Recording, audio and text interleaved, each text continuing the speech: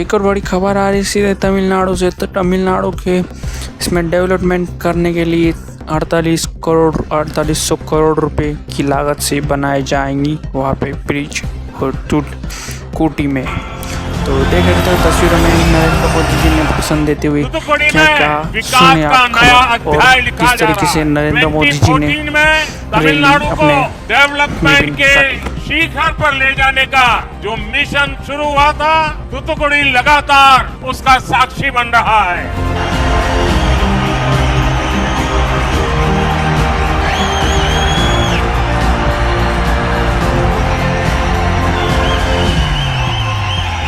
Connectivity, power transmission, infrastructure के सारे project विकसित तमिलनाडु, विकसित भारत का सशक्त आधार बनाने वाले हैं। आज हम यहाँ अपने प्रयासों से विकसित तमिलनाडु और विकसित भारत के विजन को आगे बढ़ा रहे हैं। ब्रिटेन और भारत के बीच फ्री ट्रेड एग्रीमेंट हुआ है। एफटीए भी इसी विजन को गति देता है। आज भारत की ग्रोथ में दुनिया अपनी ग्रोथ देख रही। ये एग्रीमेंट भी भारत की अर्थव्यवस्था को नई मजबूती देगा।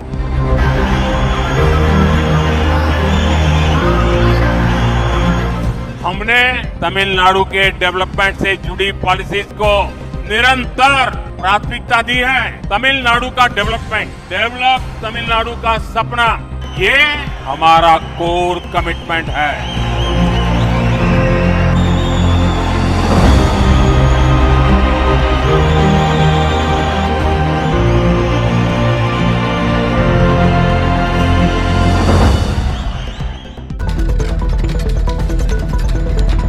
साथियों, तमिलनाडु का डेवलप तमिलनाडु का सपना, ये हमारा कोर कमिटमेंट है। हमने तमिलनाडु के डेवलपमेंट से जुड़ी पॉलिसीज को निरंतर प्राथमिकता दी है। நண்பர்களே, தமிழ்நாட்டின் வளர்ச்சி, மேம்பட்ட தமிழ்நாடு என்ற கனவு, இவை நமது முக்கியமான உறுதிப்பாடுகளாகும். நாங்கள் தமிழ்நாட்டின் வளர்ச்சியோடு தொடர்புடைய கொள்கைகளுக்கு தொடர்ந்து முதன்மை அளித்து வந்திருக்கின்றோம். पिछले एक दशक में केंद्र सरकार ने डिवॉल्यूशन के जरिए तमिलनाडु को 3 लाख करोड़ रुपए भेजे हैं।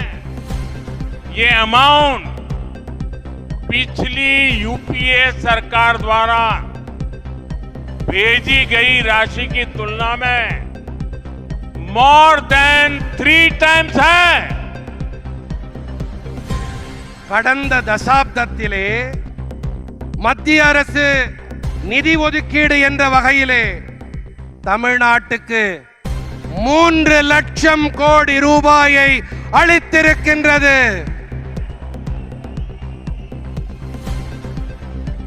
இந்த தொகை கடந்த யூபிஏ அரசாங்கம் வாயிலாக அளிக்கப்பட்ட தொகையோடு ஒப்பீடு செய்யும் போது 3 மடங்குக்கும் அதிகமானது. इन 11 इयर्स में तमिलनाडु को 11 न्यू मेडिकल कॉलेजेस मिले हैं। पहली बार कोस्टल एरियाज में फिशरीज सेक्टर से जुड़े समुदायों की किसी सरकार ने इतनी चिंता की है। ब्लू रिवॉल्यूशन के जरिए हम कोस्टल इकोनॉमी को विस्तार दे रहे हैं। இந்த 11 ஆண்டுகளிலே தமிழ்நாட்டுக்கு 11 புதிய மருத்துவக் கல்லூரிகள், முதன்முறையாக கரையோர பகுதிகளின் மீன்பிடி துறையோடு தொடர்புடைய சமூகங்களுக்கு எந்த ஒரு அரசும் இத்தனை கரிசனத்தையும் அக்கறையையும் வெளிப்படுத்தியதே இல்லை. நீல புரட்சி வாயிலாக நாங்கள் கரையோர பொருளாதாரத்திற்கு விரிவாக்கம் அளித்து வருகின்றோம்.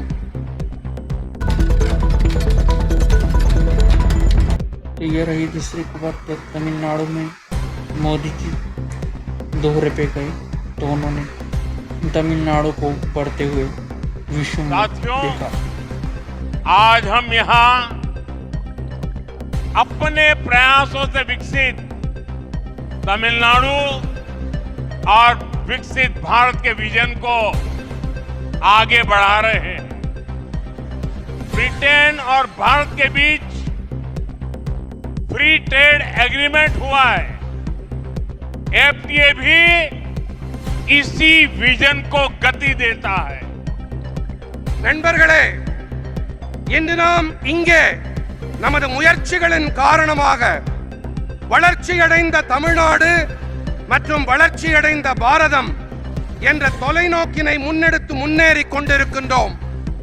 பிரிட்டன் மற்றும் பாரதத்திற்கு இடையே நடந்த எஃப்டிஏ தடையில்லா வர்த்தக ஒப்பந்தமும் கூட இந்த தொலைநோக்கிற்கு வேகம் அளிக்கின்றது. आज भारत की ग्रोथ में दुनिया अपनी ग्रोथ देख रही है।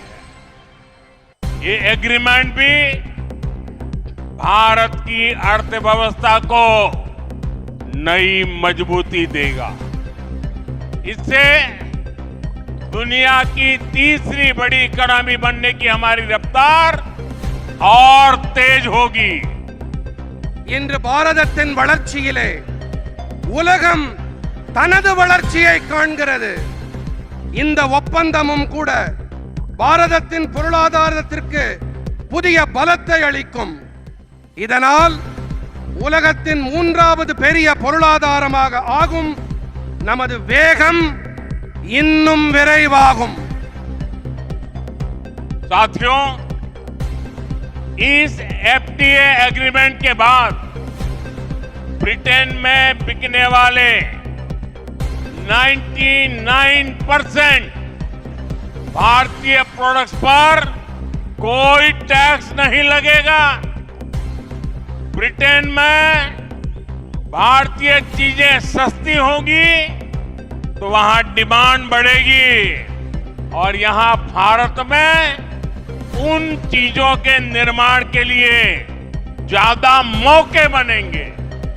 நண்பர்களே, இந்த ஒப்பந்தத்திற்கு பிறகு பிரிட்டனில் விற்பனையாகும் 99% பாரத நாட்டு பொருட்களின் மீது எந்த ஒரு வரியும் விதிக்கப்படாது. பிரிட்டனில் பாரத நாட்டு பொருட்கள் விலை மலிவானவையாக இருக்கும். அங்கே அவற்றுக்கான தேவை அதிகரிக்கும். அதே வேளையில் இங்கே பாரதத்திலே அந்த பொருட்களை உருவாக்க அதிக வாய்ப்புகள் உருவாகும்.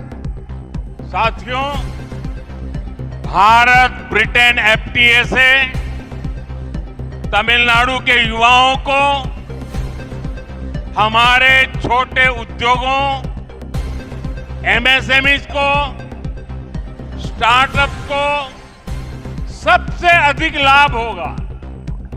इससे इंडस्ट्री हो, हमारे मछुआरे भाई बहन हो या फिर रिसर्च और इनोवेशन, सबके लिए फायदा ही फायदा है।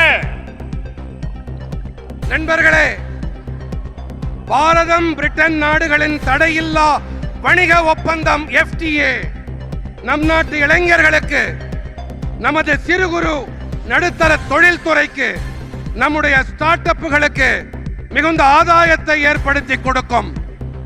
இதனால் தொழில்துறையாகட்டும், நமது மீனவர்களாகட்டும், அல்லது ஆய்வுகள் மற்றும் புதுமைகள் படைத்தலாகட்டும், அனைவருக்கும் ஆதாயங்கள் கிடைக்கும். तो चौथी खबर आती हुई सीधे ही तमिलनाडु से, और तो नरेंद्र मोदी जी ने कहा कि जिसकी भी जमीन बेच दी हो उनका पैसा वापस मिल सकता है तमिलनाडु टूटी में। और तूतुकुड़ी की धरती ने, यहाँ के लोगों ने सदियों से समृद्ध और सशक्त भारत के लिए अपना योगदान दिया है। इसी धरती पर वी.ओ. चिदंबरम पिल्लई जैसे विजनरी पैदा हुए। उन्होंने गुलामी के दौर में भी समुद्र के जरिए व्यापार की ताकत को समझा। उन्होंने समंदर में स्वदेशी जहाज चलाकर अंग्रेजों को चुनौती दी। நண்பர்களே, தமிழ்நாடு மற்றும் தூத்துக்குடியின் மண்ணும் இங்கிருக்கும் மக்களும் பல நூற்றாண்டுகளாக தன்னிறைவான சக்தி படைத்த பாரதத்திற்காக தங்களுடைய பங்களிப்பை அளித்து வந்திருக்கின்றார்கள். இதே மண்ணில்தான் வ.உ. சிதம்பரம் பிள்ளை அவர்களைப் போன்ற தொலைநோக்காளர்கள் தோன்றினார்கள். அடிமைப்பட்டிருந்த காலத்திலேயே கூட கடல் வழி வாணிபத்தின் சக்தியை புரிந்து கொண்டவர் அவர். ஆழ்கடல்களின் மீது சுதேசி கப்பலை செலுத்தி ஆங்கிலேயர்களுக்கு சவால் விட்டவர் வ.உ. சிதம்பரம் பிள்ளை அவர்கள். इसी भूमि पर वीर पांड्या कट्टाबोम्मन और अळगु मुथुकोन जैसे महापुरुषों ने स्वतंत्र और समर्थ भारत का सपना बुना था।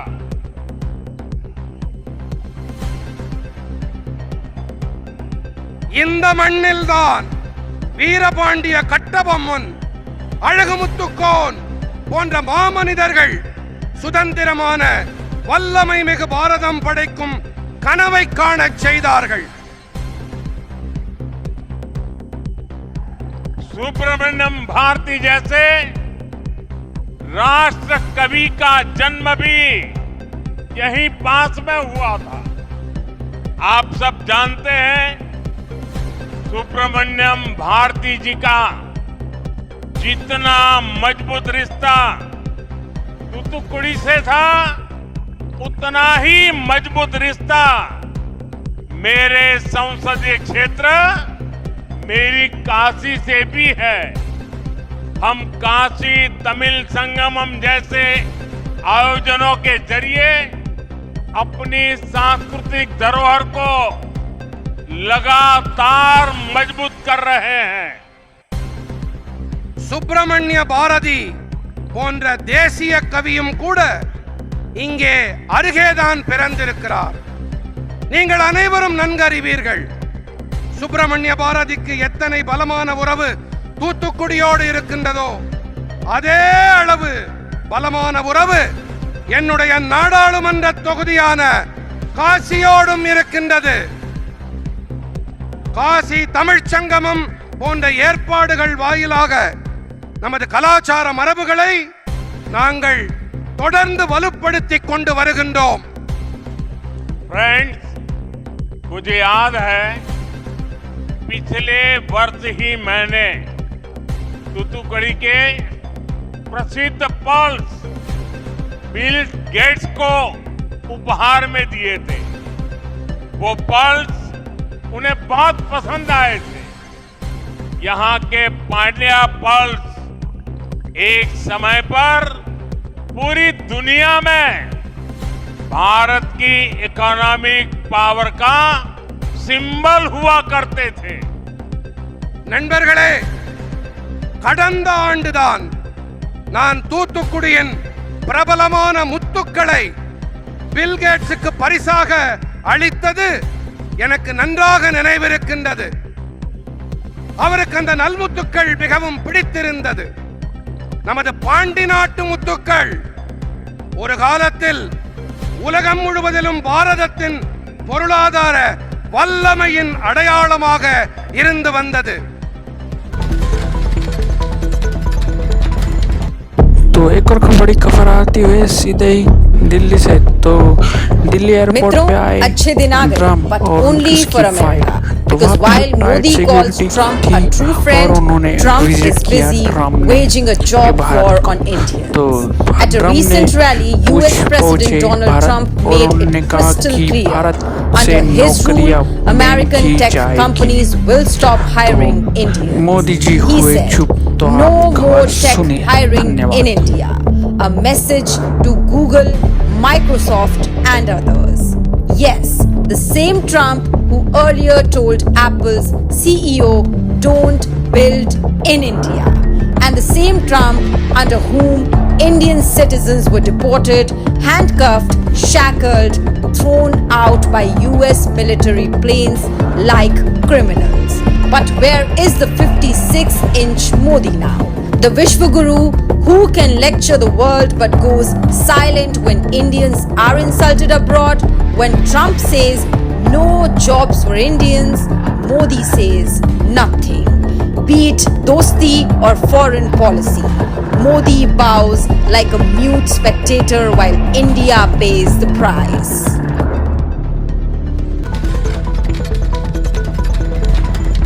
तो सीधे ही खबर आ रही है बिहार से। तो बिहार से एक स्कूल से खबर आ रही है कि एक लड़की है तो उन्होंने कहा कि तपती हुई धूप में बैठकर पढ़ने की मजबूरी उठाई जा रही है। गाँव के बच्चों को पंखा भी नहीं है और बिजली भी नहीं है। बिहार इलेक्शन में उन्होंने अपनी बातें चर्चित की। धन्यवाद। सब्सक्राइब करना ना भूले और शेयर करना ना भूले। यार बहुत स्वागत है आप सभी का। आप सब इस छोटी सी बच्ची को पहचान पा रहे होंगे। इस बच्ची का नाम मीनाक्षी है।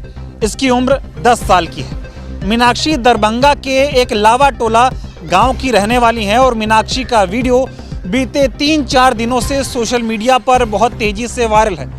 मीनाक्षी का वीडियो वायरल होने की एक वजह यह है कि मीनाक्षी के सिर्फ एक वीडियो ने बिहार के पूरे शिक्षा मॉडल की पोल खोल कर रख दी है। या फिर यूं कहें कि बिहार में मोदी और नीतीश कुमार का जो शिक्षा मॉडल है उसकी पोल एक 10 साल की बच्ची ने खोल कर रख दी है। मीनाक्षी दरभंगा के जिस लावा टोला गांव के जिस स्कूल में पढ़ती है, मैं उसी स्कूल में मौजूद हूं। ये स्कूल देखिए, आपको दाएं बाएं कहीं स्कूल नहीं दिखाई देगा क्योंकि यहाँ पर स्कूल है ही नहीं। और बीते 20 सालों से मीनाक्षी जैसे तमाम बच्चे जो है वो यहाँ पढ़ चुके हैं और पढ़ रहे हैं। अब ये तस्वीर देखिए इन तमाम बच्चों की।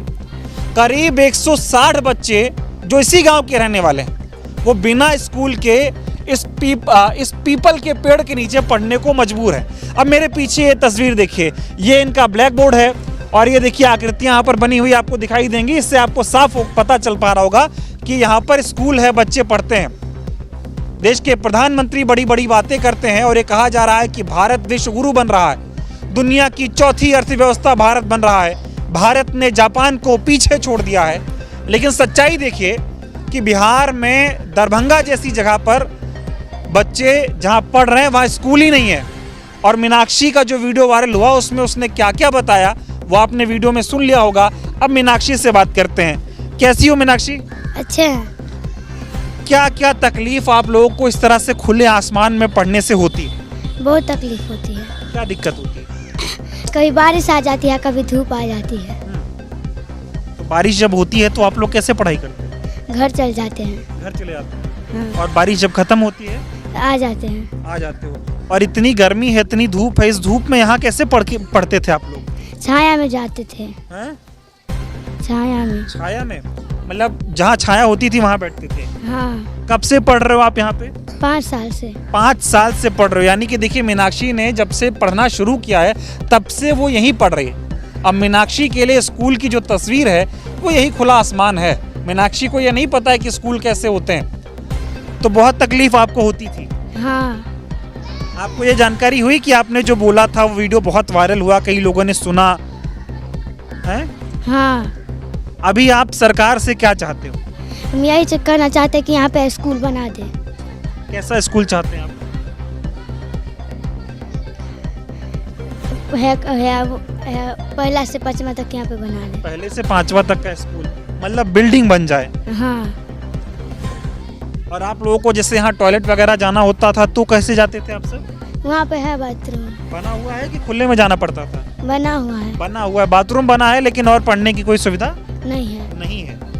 और क्या क्या आपको दिक्कत होती थी? मैं चाहता हूँ आराम से बताओ कि आप लोग कैसे पढ़ पाते थे, नहीं पढ़ पाते थे, क्या परेशानी होती थी? इतनी गर्मी में पढ़ना कितना मुश्किल है, बताओ, थोड़ा आराम से बताओ कि आप कैसे पूरा दिन यहाँ बिताते हो। ठंडा में बैठ करके पूरा दिन पढ़ते हैं। तो गर्मी में? गर्मी में बैठते हैं, थोड़ा थोड़ा हवा आता है, उसी में रहते हैं। उसी में रहते हैं। हाँ और जब बारिश होती है तो बहुत मुश्किल होता होगा, हाँ। तब कैसे रहते हो? घर चल जाते हैं। घर चले जाते हो? हाँ टीचर आता था यहाँ पढ़ाने? हाँ आता था। हैं? पढ़ाते थे ठीक ठाक? नहीं यस सर, पढ़ाते थे। पढ़ाते थे, ठीक है। अभी आप कौन सी क्लास में हो? 5 क्लास में हो।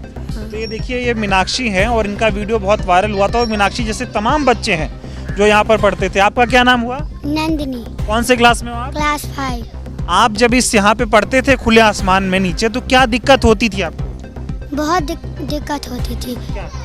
कभी धूप आता था तो कभी बारिश हो जाता है, तो कभी पेड़ का टहनी कभी कभी छोटा छोटा गिर जाता था। तो कैसे पढ़ाई हो पाता था?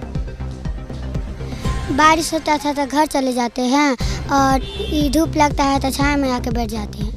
मतलब मान लीजिए अगर यहाँ हम खड़े हैं, यहाँ धूप आ जाए तो बच्चे छाए में उस तरफ जाके बैठते थे, ये हाल है। और क्या दिक्कत होती थी? बहुत दिक्कत होती थी। बहुत दिक्कत होती थी, ठीक है। आपका क्या नाम हुआ बेटा? एंजल कुमारी। इधर आओ, आगे आओ। आप यहाँ कौन सी क्लास में हो? 4 क्लास में हो। कितनी दिक्कत खुले आसमान में पढ़ने से होती है? बहुत दिक्कत। क्या दिक्कत?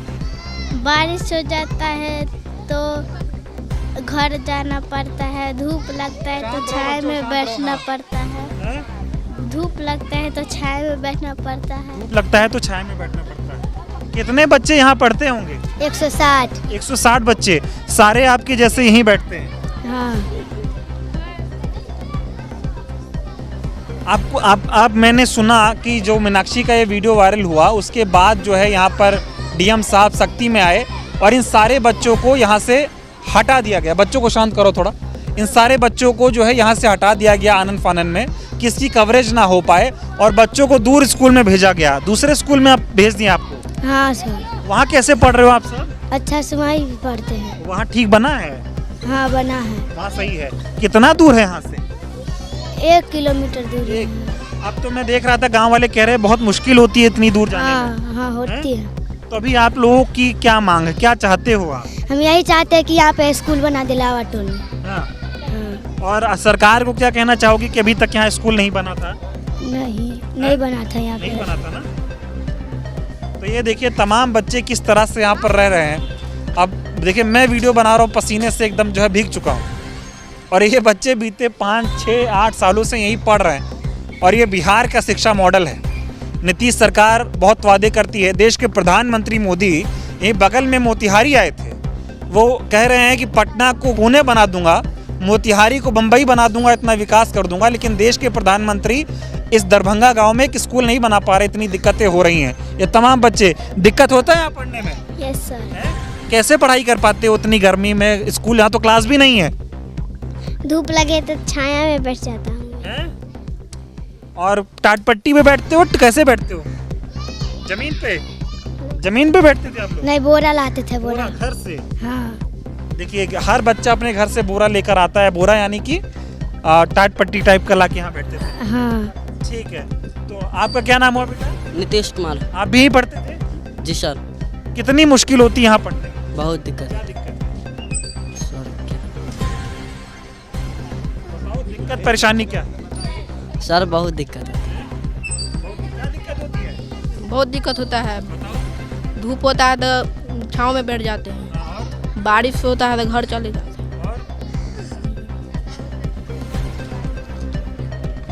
ये दिक्कत यहाँ पर बच्चों को हो रही है। देखिए तमाम बच्चे हैं। अब इन बच्चों को यहीं पर बगल में एक दूसरा स्कूल है, वहाँ पर शिफ्ट कर दिया है, क्योंकि मीनाक्षी का जो वीडियो वायरल हुआ उसके बाद तमाम देश भर में इस वीडियो को वायरल कर दिया गया। आनन फानन में डीएम साहब ने इन बच्चों को दूसरी जगह जो है वो शिफ्ट कर दिया है। अब मैं बच्चों से तो बात कर ही ली है, अब मैं कुछ पेरेंट्स से भी बात करता हूँ। आप लोग भी थोड़ा इधर आ जाइए। आइए। ये मीनाक्षी के पिताजी हैं। मीनाक्षी का वीडियो वायरल हुआ तो मैंने सोचा मैं इस गांव में चलूं, बातचीत करूं। मीनाक्षी ने जिस तरह से अपनी आंखों में आंसू भर के जो बयां किया वो पूरे देश ने सुना है। आप बताइए कि आपके ये बच्चे कितनी मुश्किलों से यहाँ पढ़ रहे हैं? बहुत मुश्किल से पढ़ रहे हैं। बताइए।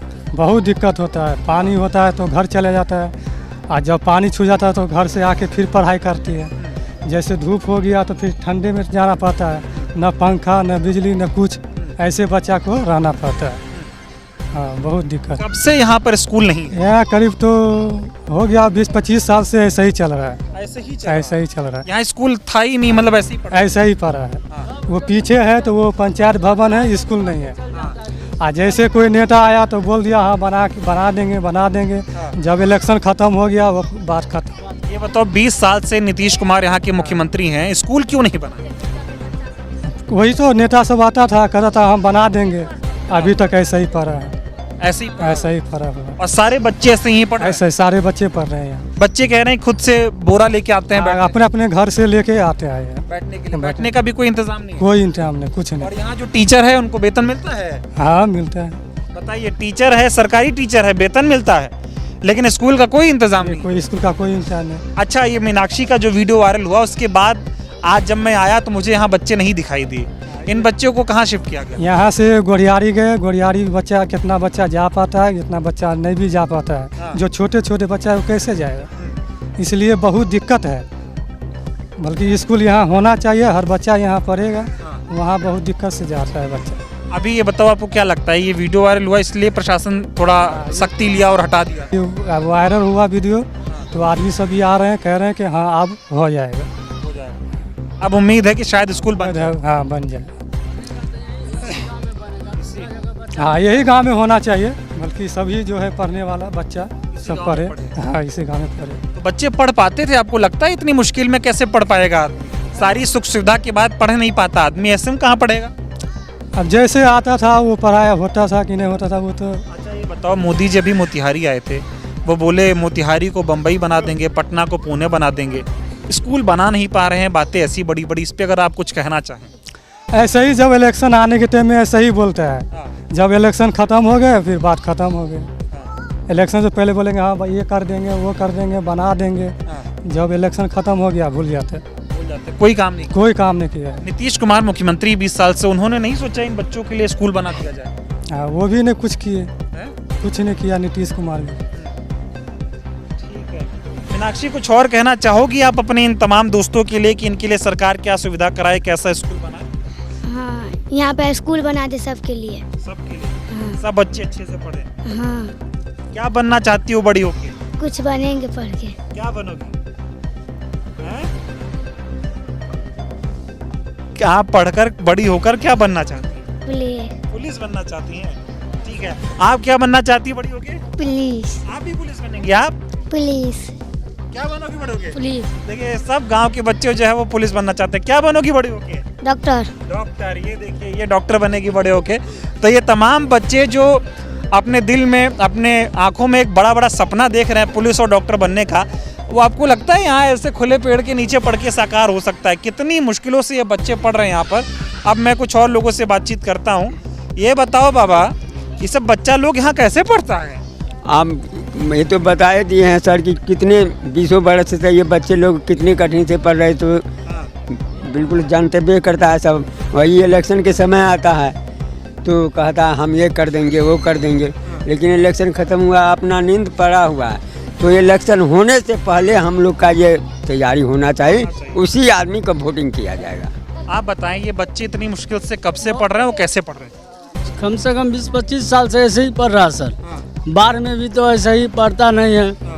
अब बारिश होता है तो कभी वहाँ जाता है नुकाने के लिए, कभी वहाँ जाता है, उधर उधर चल जाता है। ऐसा 4 दिन, अगर 4 दिन बारिश भी आया तो घर पर बैठे रहता है। अगर मास्टर लोग का तो क्या है, नौकरी है ही है, पैसा मिल रहा है, वो अपना बैठ रहा है आकर के, बस इतना ही है। बच्चा लोग का भविष्य खराब हो रहा है इसमें। यहाँ तो मुझे लगता है बारिश होती होगी, पानी पक्का भरता होगा। भर जाता है, भरवट होना पानी रहता है इसमें, कहाँ पढ़ाएगा? आता है बच्चा का हाजिरी बना देता है, चल जाता है, ऐसा ही होता है। घर गए कुछ नहीं पढ़ता है। ये बताओ, सरकार इतना बड़ा बड़ा बात, इतना बड़ा बड़ा वादा और स्कूल नहीं है यहाँ पे? देखिए अभी जो है अभी इलेक्शन का समय है, वो तो कहेगा ये करेंगे वो करेंगे, लेकिन जब वोट ले लेगा तो कहेंगे अच्छा अगला साल देखेंगे, पर साल फिर देखेंगे, यही बात होता रहता है। और मोदी जी प्रधानमंत्री हैं देश के 11 साल से, वो कह रहे हैं कि मैंने देश में बहुत कुछ किया, एक स्कूल यहाँ नहीं बन पाया। नीतीश कुमार 20 साल से मुख्यमंत्री हैं, स्कूल नहीं बना पाए, इस पर क्या कहोगे?